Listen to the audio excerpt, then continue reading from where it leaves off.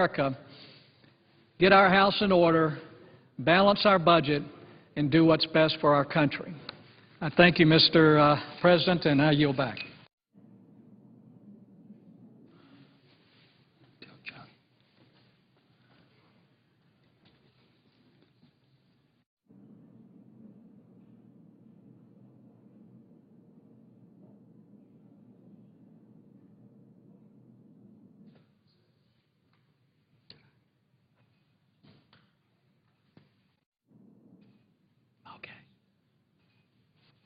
Mr. President, I note the absence of a quorum.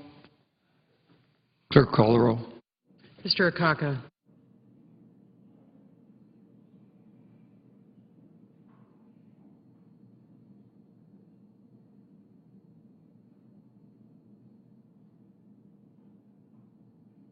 Mr. President.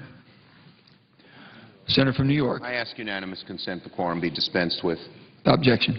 Mr. President, first, I know you care a lot about Dr. Agnes Varus as well, and as soon as I speak, I will take the chair, so you may say a few words about her as well. And I would like to say some words about a great American, a wonderful New Yorker, and a dear friend, Dr. Agnes Varus. Sadly, for all of us, Agnes died last Friday, July 29th. She fought a relentless disease for more than 2 years. She didn't want a funeral, a memorial service, or an obituary. But those of us who knew and admired Agnes could not allow this passing to go unremarked. Agnes was a miracle worker, and I'd like to take a few moments just to share a small fraction of the wonderful things she accomplished in her life of over 80 years. Dr. Varus was an incredible woman who founded a generic drug company 40 years ago when a woman CEO was a very uncommon thing. After great success in business, she turned her time and support to people and issues she cared about. From her tireless support for affordable drugs to her generous and unwavering assistance to students and artists, musicians, and animals, Agnes was an angel to many. Agnes was a woman who didn't take no for an answer. She fought for battered women of Bergen County, New Jersey, helped out music lovers seeking affordably priced tickets, supported and cheered on women in politics, and generously improved veterinary science and animal shelters. When you met Agnes, you saw that she was a powerful woman and a caring woman. She combined both of those features in a beautiful, beautiful, beautiful human being. She came from humble beginnings, and maybe that's why she never stopped making a difference in the lives of those around her. She'd see somebody who she hardly knew and hear about their plight and then move heaven and earth to help them. She was just a generous soul. She knew that education, success, and culture were essential ingredients to a happy life. She brought all of those gifts and opportunities to thousands, if not millions, of people. Dr. Agnes Varus was born in Massachusetts in 1930. Raised in Brooklyn, New York, my hometown. She was the only one of 8 Greek immigrant parents, children. She was only one of 8 children of Greek immigrant parents to attend college. She earned her degree in chemistry and English from Brooklyn College, and later in her career attended NYU's Stern School of Business. Right out of school, she took an entry-level job in a chemical manufacturing company that focused on bulk pharmaceuticals, and her smarts made her incredibly successful. Agnes was a pioneer and a leader in the pharmaceutical industry. As president and founder of Agvar Chemicals and Aegis Pharmaceuticals, Dr. Varus worked tirelessly to increase the accessibility of life-saving pharmaceuticals for people in the United States and around the world. She was one of the founders of the modern generic drug industry and a key player in the adoption of the Waxman-Hatch Act of 1984, which created streamlined approval processes for generic pharmaceuticals. It's the reason affordable generics exist. Today, just about every one of us takes generic drugs. They're low cost, saves people money, and even more importantly, makes those drugs accessible to people who might not otherwise afford them. In this way alone, Agnes probably saved the lives of hundreds of thousands, if not millions, of people. She was the one who introduced me, along with a few of her friends, to the issue of generic drugs and why they were so important. And I have worked very hard on that issue for over a decade and a half, and it was Agnes always importuning me on. Now, she was always generous, as well as being a skillful and savvy businesswoman. Nearly 1,000 unemployed service workers who lost their health insurance in the aftermath of September 11th got AGVAR generic drug plan cards, which were good for a year, and they gave free generic drug prescriptions at any Duane Reade pharmacy in New York City. Isn't that amazing? No one asked her to do this.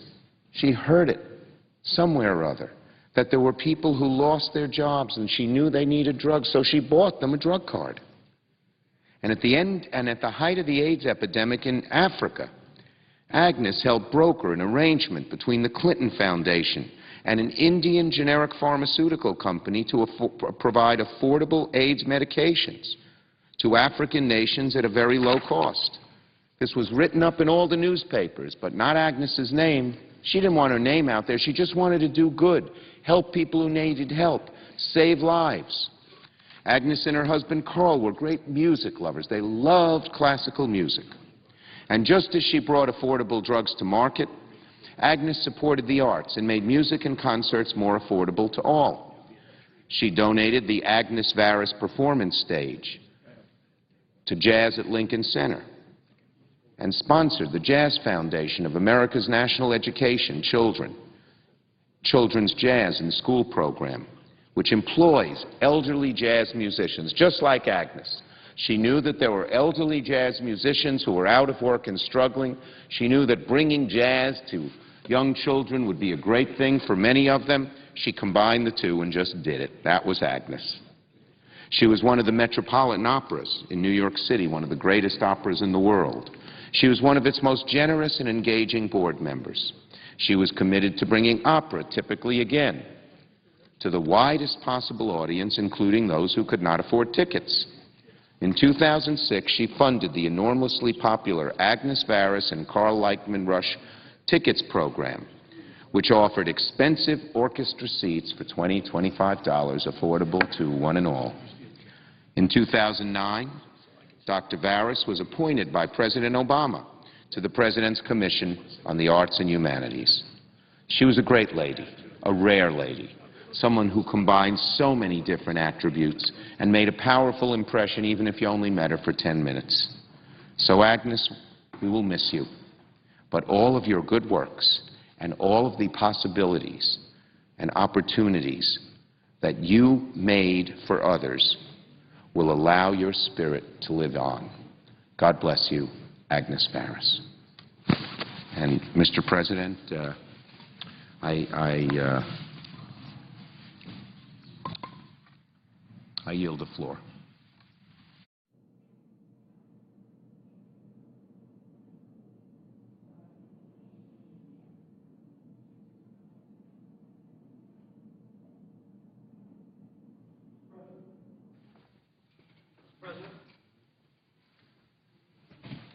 Mr. President. Senator from Ohio. Senator from West Virginia and I were having a colloquy. Could I for a moment, Mr. President? Senator from Ohio. Thank you, Mr. President. I only wanted to add my voice to yours about Agnes Varis, I appreciate the Senator from West Virginia, the junior Senator from West Virginia, giving me a moment or two.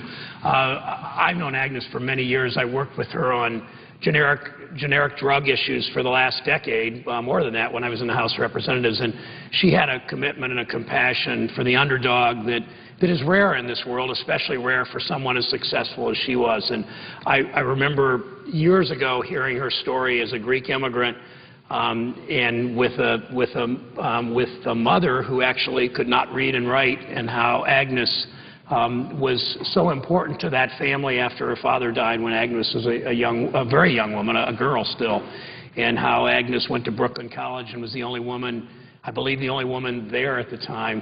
And something else Agnes did, and I apologize to the senator from New York, now the presiding officer, for not hearing all of his remarks, but Agnes really stepped up after Hurricane Katrina and helped not just give some of her wealth to these musicians who didn't have jobs because of the destruction in New Orleans, but stepped up and actually hired these musicians so they were actually working, not just getting help from her, hired them to go around to the schools and through much of Louisiana and play for students and teach students music, and if nothing else, for those students that had the musical talent that most of us have, which is limited, help those students appreciate music and appreciate jazz. And so she was just a terrific woman that I last saw maybe a month and a half ago, and I miss her. I miss her already, and miss her laugh and her smile and her service to not just New York and New Jersey where she lived, but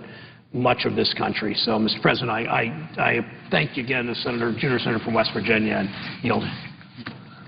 The junior senator from West Virginia is recognized. Mr. President, thank you. And it's hard to add to your recognition of Agnes and also my colleague, the senator from Ohio, and you can tell that Agnes touched quite a few of us in so many different ways. Agnes was a friend of mine and also a friend of my family's. She was a dear mentor to my daughter, Heather, who is in the industry, and we're all going to mourn her passing. Heather introduced me to Agnes about 10 years ago, and from the first day I met Agnes, she was the type of person that I always heard my grandmother would say, people don't care how much you know until they care how much, the people don't know how much you care until they know how much you care. And the thing about Agnes was, it wasn't how much you had here, but it's what you had in your heart. And Agnes was that type of person that was truly remarkable. She lived an astonishing life, as you referred to. She represented the best in our country, and she truly lived the American dream. Agnes was a first-generation American and went to college at a time when few women attended college. She started at the very bottom rung of a chemical industry and worked her way up the ladder to the top. She was truly an entrepreneur, and she and her husband, Carl, as you mentioned, loved the arts. But they also took a risk. They took their life savings, together of about $50,000, to start Agvar Chemicals. Agnes was a fortunate American. She used her wealth to support the causes she most believed in, especially the arts, women's issues, and caring for the workers in New York after September 11th, and as we heard from our colleague from Ohio after Katrina. Agnes was always, tell my daughter Heather, that you could see a lot more from the edge than the middle. And it was the few who were willing to be on the edge that created the right middle. That deep and poetic statement is a piece of wisdom that many in this country could benefit from hearing. Agnes had such a generous spirit, and over the years, my daughter Heather sought her advice, as she called it, many times. So our entire family and all of my colleagues I know who knew Agnes well are definitely going to miss her, and our thoughts and prayers are with her and her family. And I'm just glad that we had a chance to honor Agnes on the floor of the U.S. Senate. I know she'd be so proud, and I want to thank my colleagues for recognizing her also. Mr. President, I yield the floor.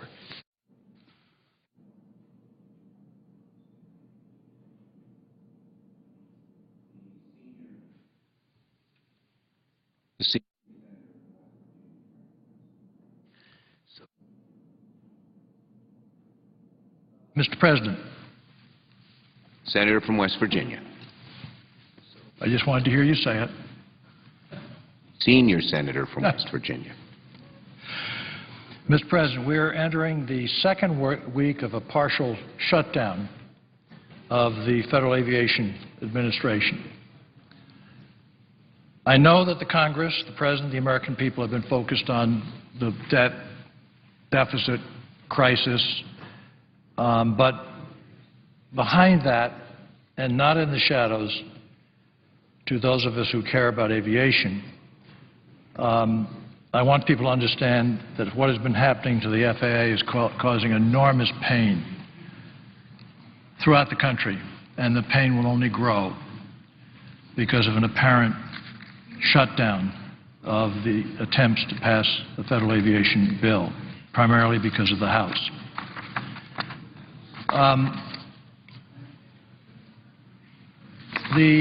Because Congress has failed to pass a 21st short-term extension of the FAA, do you understand what that means? In other words, it's just simply saying, I'd like to have a clean bill of extension.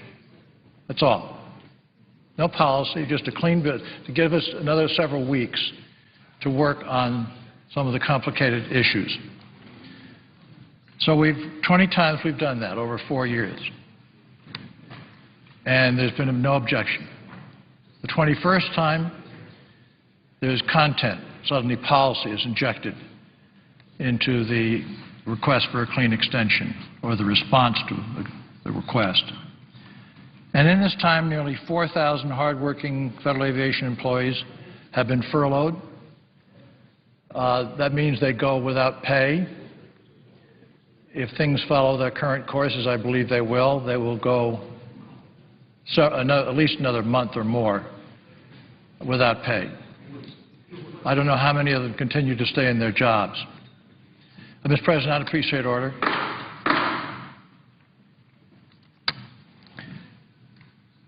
It has halted hundreds of critical airport safety, capacity, and air traffic control projects. To be quite honest with you, the whole prospect of the next gen, that is the ground-based GPS system of tracking planes and how far they are from each other.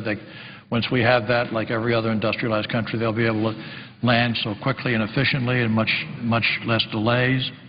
They've suspended payments to hundreds of small businesses dependent upon reimbursement from contracts that they have made with the FAA for their work. So that just stops. Things just come to a dead halt. Runways, control towers, whatever, they just stop. And they will say stopped. They'll just remain stopped as things are going now throughout the months of August and the early part of September. They have foregone more than $250 million in aviation tax revenue that is critical to supporting our aviation system. That's about $25 million a day, Mr. President, that's meant to go into the airport trust fund that does not.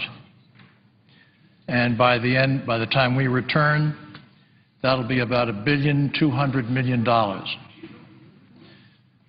Mr. President, can I have order? Order in the Senate, I'm sorry. Order in the Senate, please. Very shortly, I will seek unanimous consent to pass a clean extension of the FAA. And it will be objected to by the senator from Utah. In some ways, you can say it's a futile gesture, but it's all that I've got left. It's all I've got left in trying to take this incredible process, which we've been working on, Senator Hutchinson and myself, forever.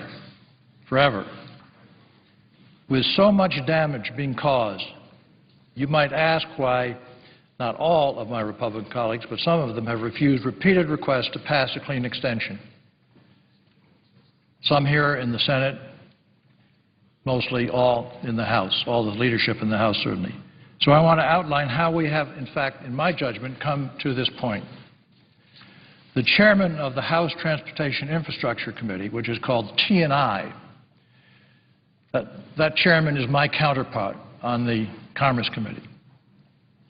Now, he has certain jurisdictions, and I have certain jurisdictions. They're not always the same. He's transportation and infrastructure. That doesn't comport exactly with the jurisdiction of the Commerce Committee. But in any event, he seems willing to shut down the FAA. It's certainly going to stick it to the FAA employees, and there'll be many more of them by the time this is ended. And it's a tragedy which never had to happen. It's a tragedy about ego, about bullying, about an attempt to prove one side would cave. It's sort of the worst kind of political bickering that the American people are so sick of. But this time they're going to pay a terrible price. They are insisting on anti-worker language that didn't even pass the House. It has to do with the National Mediation Board. They tried that in the House, it didn't pass. So they want us to do it. They have jurisdiction over the National Mediation Board. Commerce Committee does not. That's in Senator Bingham's Health Committee, Health, Education, Labor Committee.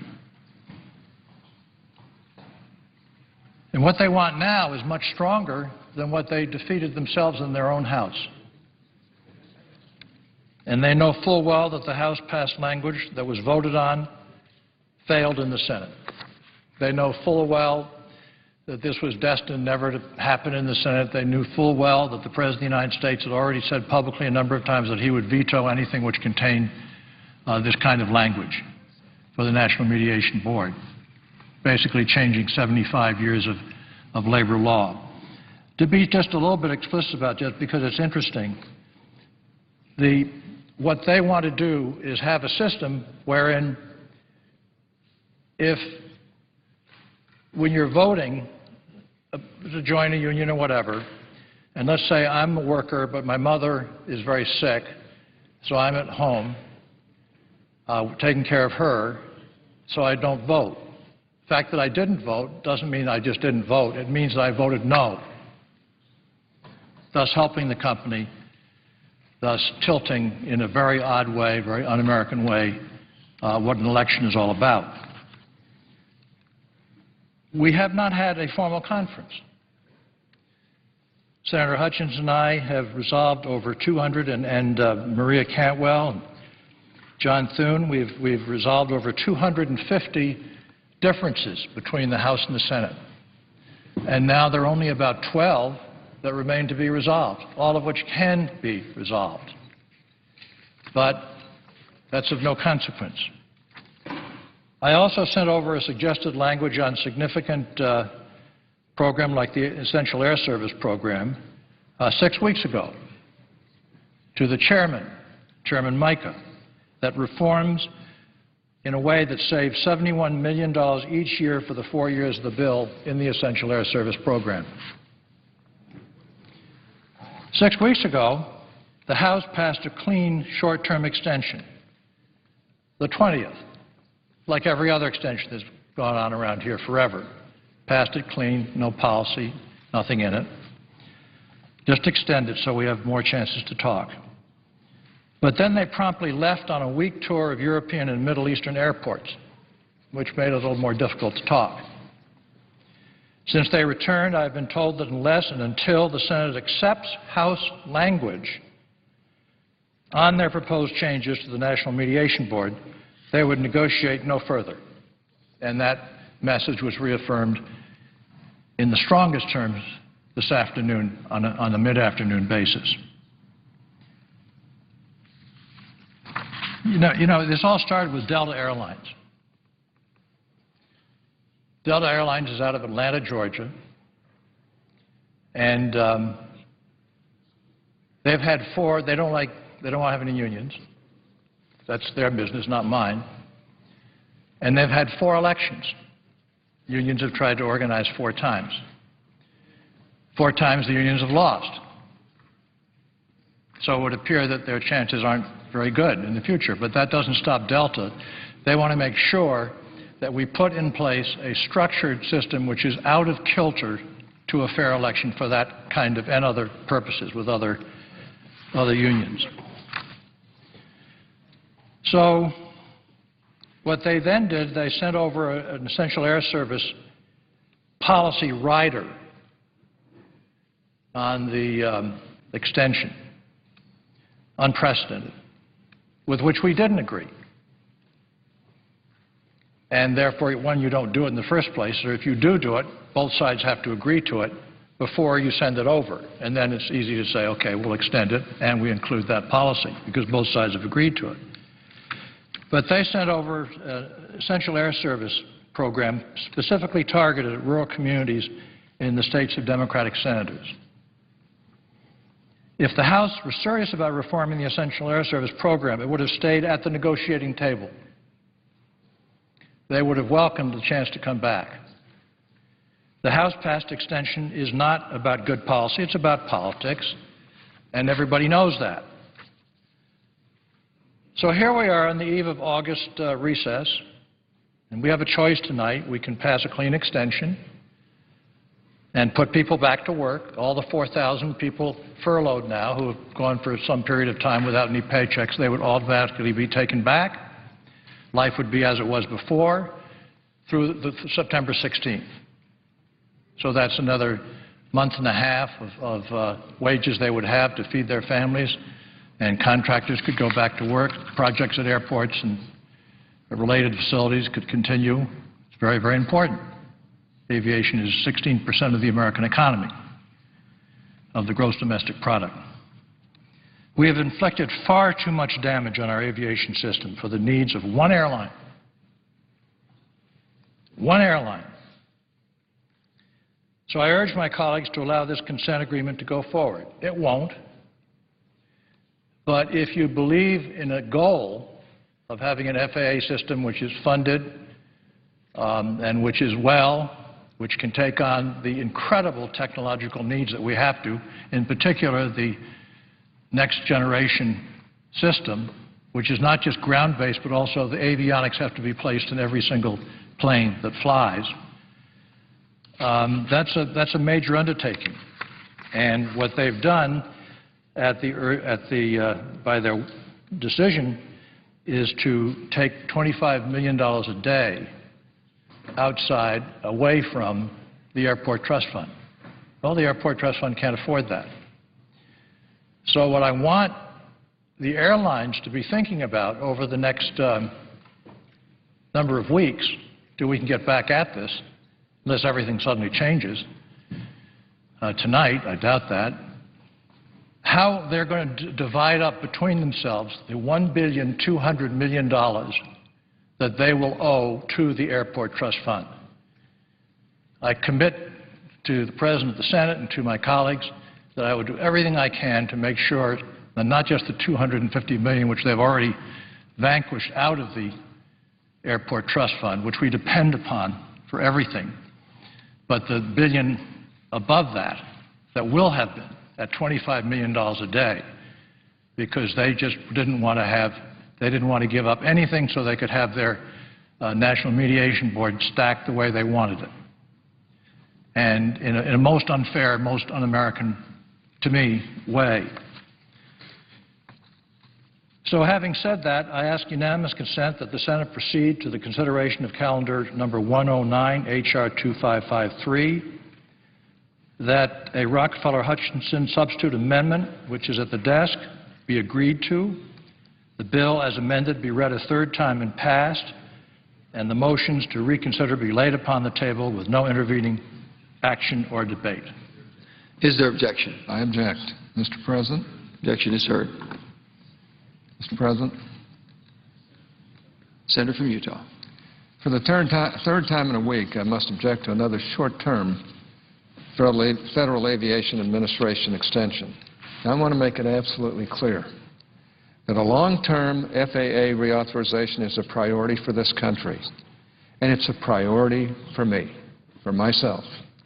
The current lapse in FAA taxes and expenditure authority from the Airport and Airway Trust Fund is a detrimental situation brought on by the Senate majority's refusal to engage in substantive negotiations on a long-term FAA reauthorization bill, which, by the way, did pass the House. Additionally, it isn't clear to me that the legislation just offered would avoid a retroactive tax increase on travelers. I didn't set out to cause FAA taxes to expire, but reinstating them on a retroactive basis is more than I'm willing to subject taxpayers to. And as I've already said, I share House Transportation and Infrastructure Committee Chairman Mica's frustration and the frustration of Republican leadership in both the House and the Senate that favors to organized labor have overshadowed the prospects for long-term FAA reauthorization. Last year, the National Mediation Board changed the rules under which employees of airlines and railroads are able to unionize. For decades, the standard has been that a majority of employees would have to agree in an election to form a union. However, the new NMB rules, National Mediation Board rules, changed that standard so that all it takes to unionize is a majority of employees voting. Now, this means that the NMB wants to count an employee who doesn't vote as voting for big labor. Somehow, organized labor is able to claim that it is democratic to appropriate someone else's vote without that person's input and participation, even though the rule that I'm talking about has been in place for 75 years. They just changed it in favor of the unions. And unions win, at least the NLRB proceedings, they win 60% of the unionized attempts. Now, I personally have not had any communication with anyone in the industry. I'm here because I think what the NMB did is absolutely wrong, and someone needs to stand up to them. This issue is much larger than the NMB itself and the airlines and railroads impacted by the NMB ruling. If the NMB succeeds and the administration is allowed to put their thumb on the scale in favor of big labor, in contradistinction to 75 years of labor law practice, every small business person anywhere will be at risk. The long-term House FAA reauthorization bill does not create a new hurdle to unionization. Instead, it restores the long-standing ability of airline employees to make decisions for themselves, and not just a few of them, but all of them.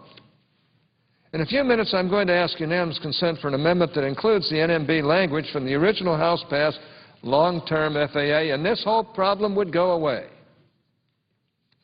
So in a few minutes, I'm going to ask unanimous consent for an amendment that includes the NMB language from the original House-passed long-term FAA reauthorization.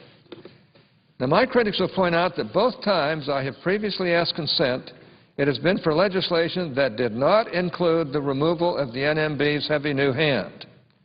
However, I have spoken frequently on this issue, and I bet my position is very well known. I was hopeful that my earlier request for consent would stimulate discussion on a long-term reauthorization and the issues preventing a long-term reauthorization from taking place. My concern is that the White House and their allies in Congress will continue to hide behind a perpetual series of short-term extensions rather than working towards an actual bill. This is why I've decided to ask unanimous consent for an amendment containing the NMB language, because it is clear that this is the only way to move this issue forward, by NMB language, getting the law back to where it really has been for 75 years. As my critics will point out, this wasn't my first choice. But as my critics have made clear, this is the only way to actually acknowledge and deal with the issue. So, Mr. President, I ask unanimous consent that the Senate proceed to the immediate consideration of H.R. 2553, which was received from the House. I ask unanimous consent that the Hatch Amendment, which is at the desk, be agreed to, the bill as amended be read a third time and passed, the motion to reconsider be laid upon the table, and that any statements relating to the bill appear at this point in the record. Is there objection? I object. Objection is heard. If I might make one further comment. Senior Senator from West Virginia. I made one mistake in my remarks. Very unusual. But the repeal of the National Mediation Board decision language did, in fact, pass the House. I said it didn't. But it never passed the Senate. It's never been debated in the Senate. The Committee of Jurisdiction has never brought it up. Never had a hearing. It was not raised during any of the floor considerations in the Senate. And, Mr. President, I would suggest to you, if we were operating under the rules of the Senator from Utah's, what he wants to see happen, I don't think any of us would be here. I don't think there would be any mayors. I don't think there would be any governors. There wouldn't be any senators, because most people don't vote. So they'd all be voting no. So one way or another, we wouldn't be here. It's ludicrous, and I regret very much that this card is being played. But I regret even more the fact that the business community and the airline community in particular, led by Delta, was so quiet during all of this. I got a message in the middle of the afternoon of this afternoon that the American Transportation Association, which is the legacy of the big airlines association, and that Delta in particular wanted to pass a clean bill of extension. Well, see, that doesn't work, Mr. President. You can't just say, so easy to say, we'd like to have it pass, but it's much too late to do anything about it. They had no phone calls to any people. So the whole thing is really a sham. It's very painful. It's potentially very threatening to West Virginia, and I do therefore object. Mr. President. Senator from Texas. Mr. President, I have not wanted to pursue this issue because the debt ceiling issue has absorbed all of the air in the room and in the United States, as it should. It's a huge priority. But I have to set the record straight a little bit about how this came about. First of all, let me say I agree with the House position. I would reverse the NMB decision because I think it's wrong.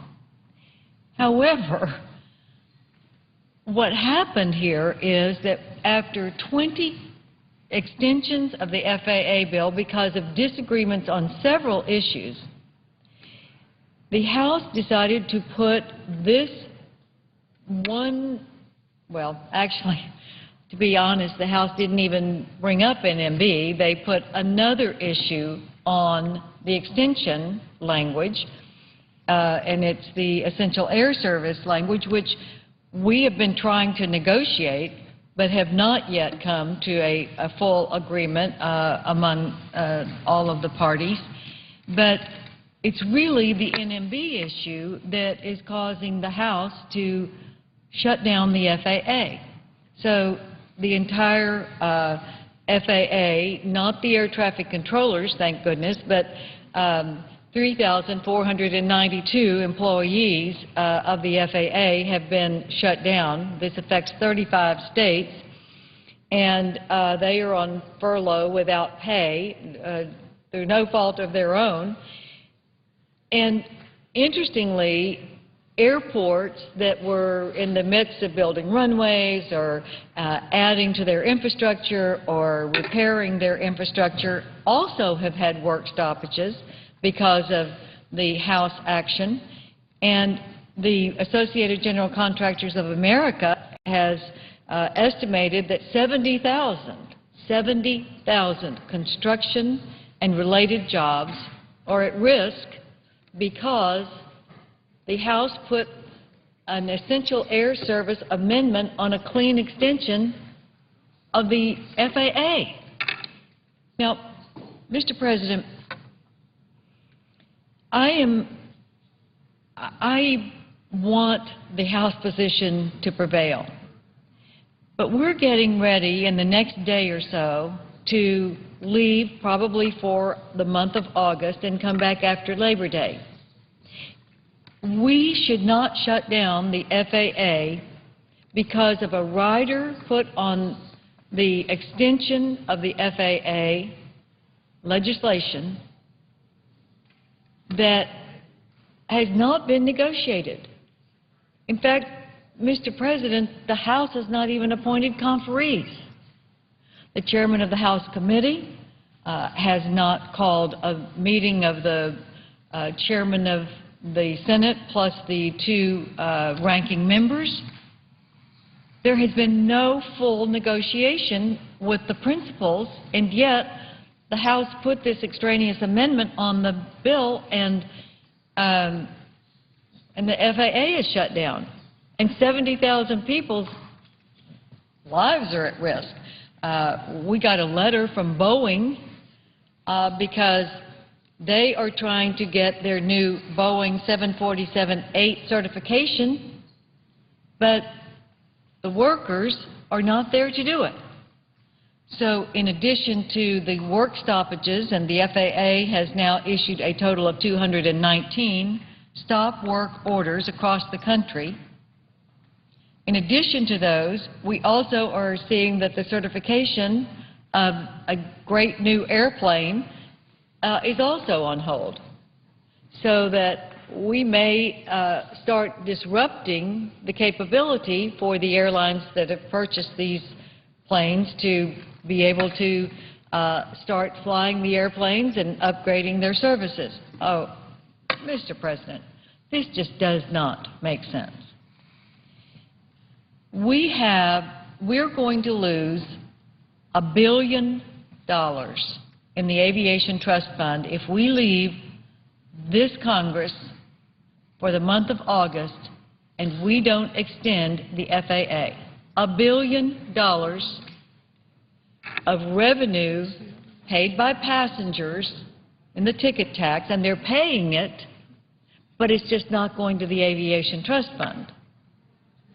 It is going to the airlines in the form of a higher ticket price. It should be going to the Aviation Trust Fund because that's what we use to build the runways and to make the repairs and to keep our airports operating. So we are going to lose $1 billion in revenue. Now, here we are on the brink of cutting spending and raising the debt ceiling and trying to put our fiscal house in order, and we are going to let $1 billion be lost that rightfully should go to the Airport Trust Fund, and the users are going to pay for it anyway, but that money's going to have to be made up. So how is it going to be made up? It's going to have to come from general revenue because contracts have already been let.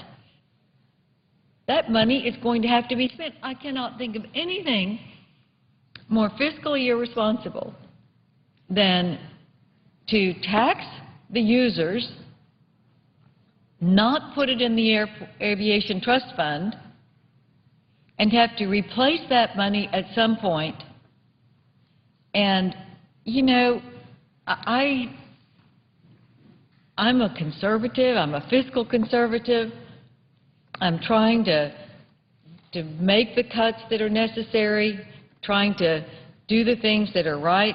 But I have to question those who are saying that we are going to not be for an essential air service, which has a total budget of about $200 million. Oh, but we're going to waste $1 billion to not let a bill go through that keeps the Aviation Trust Fund and the FAA going. You know, that just doesn't add up. And if we're going to be sincere about wise use of our taxpayer dollars, I don't think that taking money from people who are traveling on the airlines right now and thinking that that money is a ticket tax to pay for airport infrastructure, but in fact it's going into the airline pockets, and then the taxpayer is going to have to make up that money because the contracts have already been let. Now, is that fiscal responsibility? Here we are on the eve of trying to show fiscal responsibility and do the right thing for our country. I don't think so, Mr. President. It doesn't pass the smell test.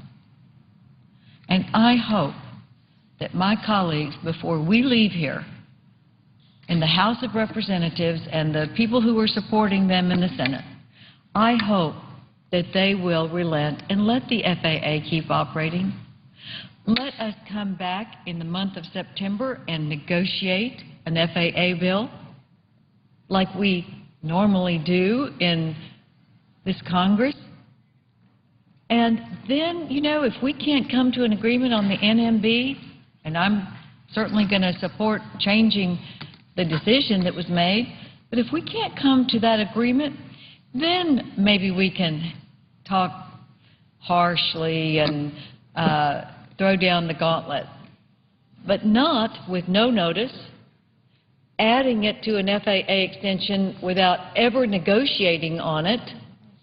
That's not the way we ought to operate. And it's enough to make the people of our country think, you know what, we expect better.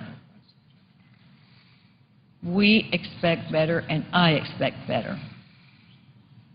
And I cannot believe my colleagues would let the FAA shut down and jeopardize 70,000 jobs and take money from airline travelers, and on their ticket it says ticket tax for aviation trust fund, and defraud them because it's not going to the aviation trust fund. Mr. President, is that going to make the people of our country believe that Congress is doing the right thing? Mr. President, it doesn't pass the smell test. And it is time for the airlines of this country to stand up and say, we need a clean extension of the FAA, and we need for the House and Senate to meet like we normally do in a conference and take up the issues. And I'm going to support the reversal of the NMB decision. And I'm going to support a reform of the Essential Air Service in the context of negotiating the perimeter rule and other issues that are in contention, which is the honorable way to proceed. And I don't feel very good right now about what the Senate is doing in supporting the House in an irresponsible position that is defrauding the airline passengers of this country right now because they are collecting a ticket tax that is not going to the Aviation Trust Fund.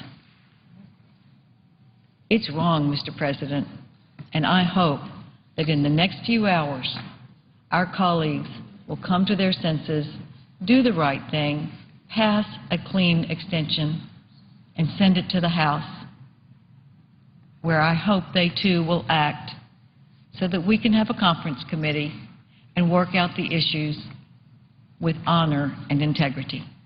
Thank you, Mr. President, and I yield. Mr. President? The senator from Utah. I understand the anguish of my dear friend from Texas, and I don't disagree with her, except for one thing. The tax is not being charged, and that should be a savings to the customers and consumers who are using air services. But whether it is or isn't, that takes away from the major issue here that I think the House is, and there may be another issue here on the essential air services. I don't know, because I'm not on these committees. I've been asked by our leadership to make these objections. What is important here, and it's not some itty-bitty little thing, is that you have labor law regulators out of control. When the NMB, the National Mediation Board, because it's run by a bunch of Democrats, comes out and does away with the 75 years of labor law, in just a stroke of a pen, and makes employee votes not important. That's not some little itty-bitty issue. That's a big-time issue. For 75 years, unions have been winning union elections by getting a majority of the employees in the firm, not by getting a majority of those who vote. Those other people, whether they vote or not, they may be sick, they may be ill, they may not have been able to be there, they may have been out of town, but their votes are important as well. And when they don't vote, that means that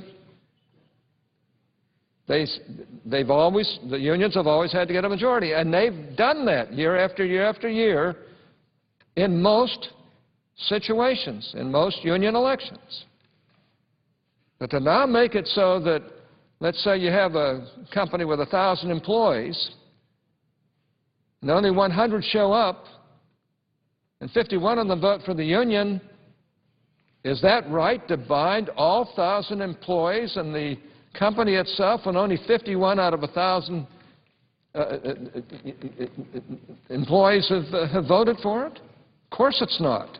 This is a very, very important issue.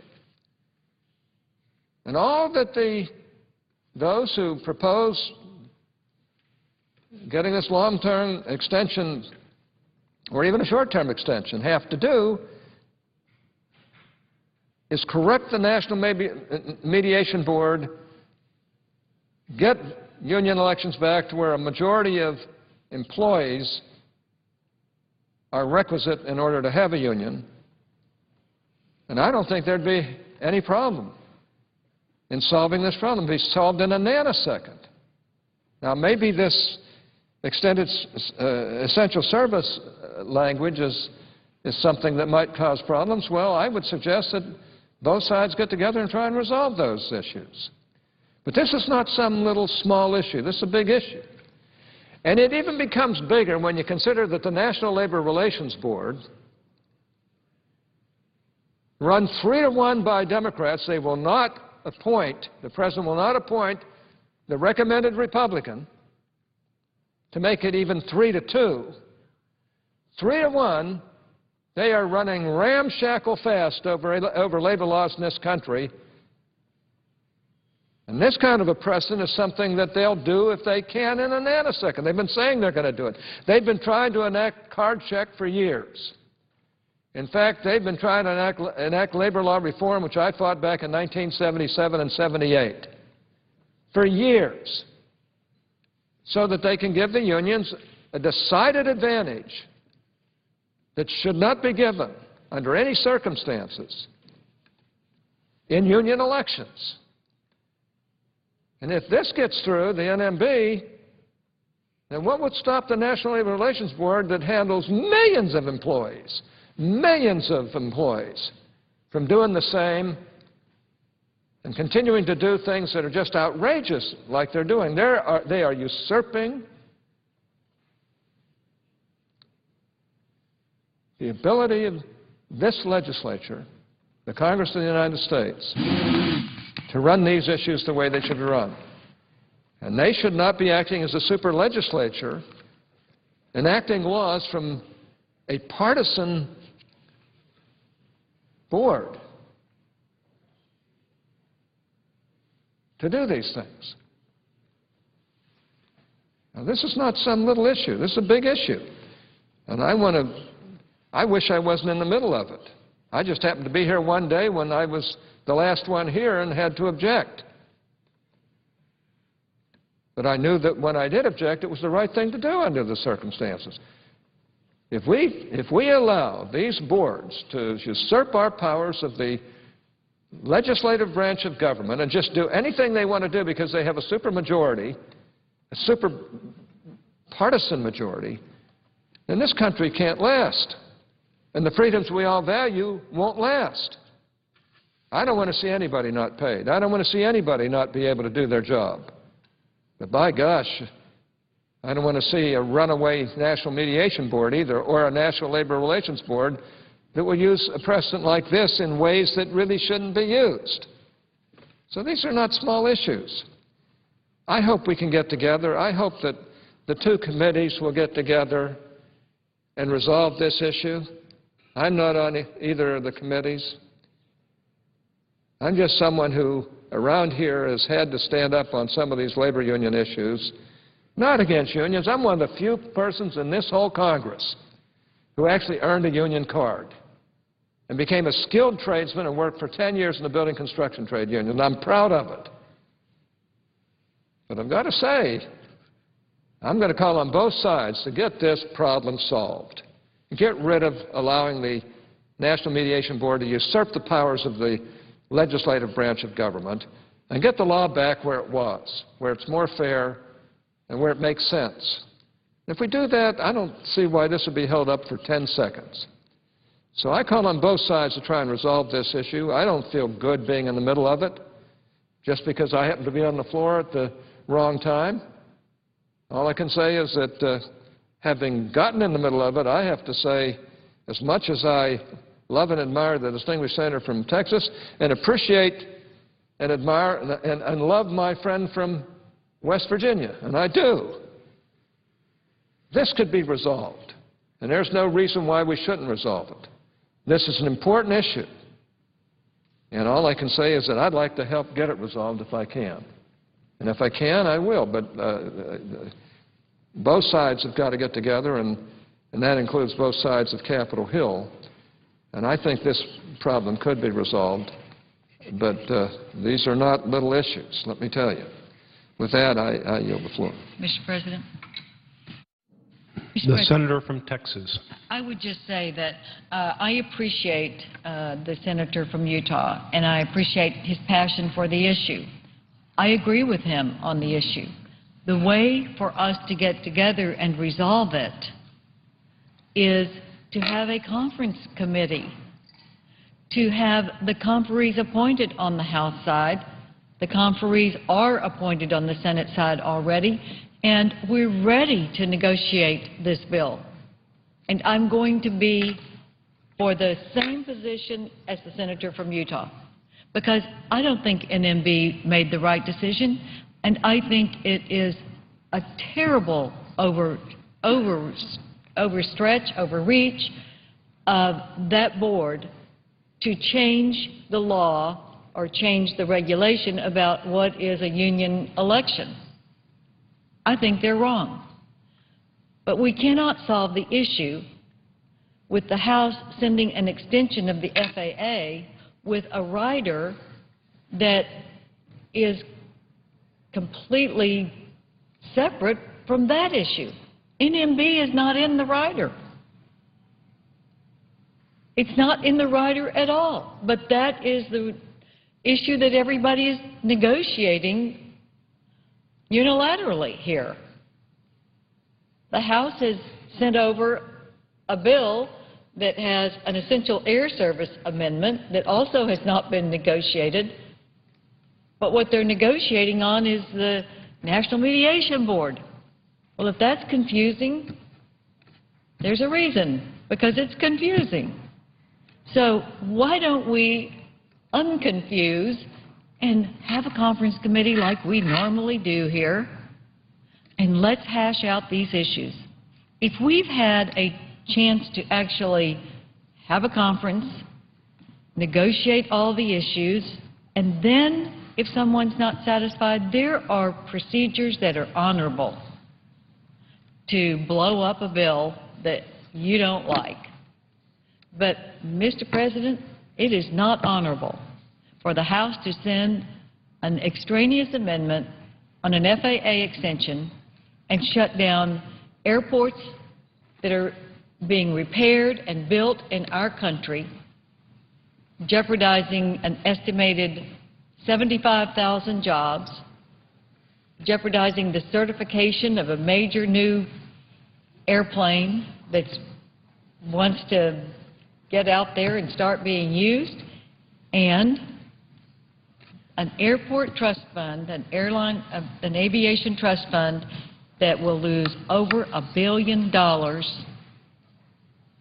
because we're not collecting the tax, and the airlines are pocketing the money by having a higher ticket charge, mostly. They may not all be doing that, but most of them are. And, Mr. President, that's just not right. And we're going to have to make that up because there are contracts pending that are going to have to be paid for. It's not fiscally responsible and it's not honorable. And it is time for us to pass a clean extension of the FAA. Let's negotiate till September 30, and then if we can't agree, then we won't sign a conference report, and it won't come back. You know, I'll stand there and not sign a conference report. But it's kind of hard to do that if you are not doing the right thing by sitting down and talking. Thank you, Mr. President, and I yield.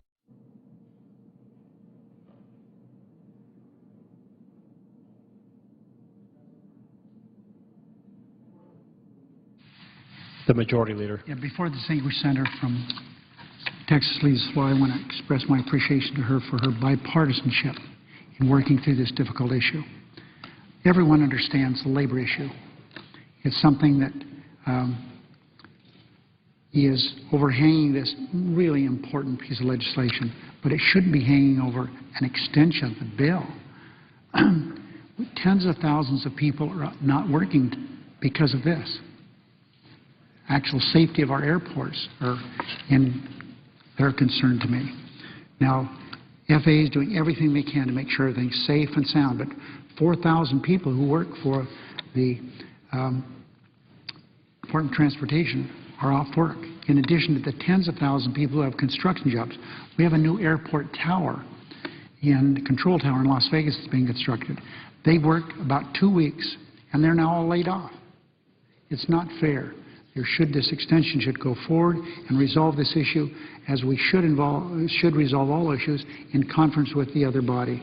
It's so unfair that they're standing, but this is not the last word. There will be more said about this. This is wrong.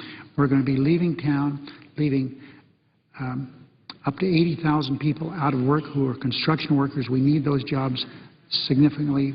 Well, I mean, I can't stress enough how much we need those jobs. So it's too bad, but I do appreciate my friend, the senator from Texas, for being so forward-leaning on this and not being partisan. I appreciate that very much.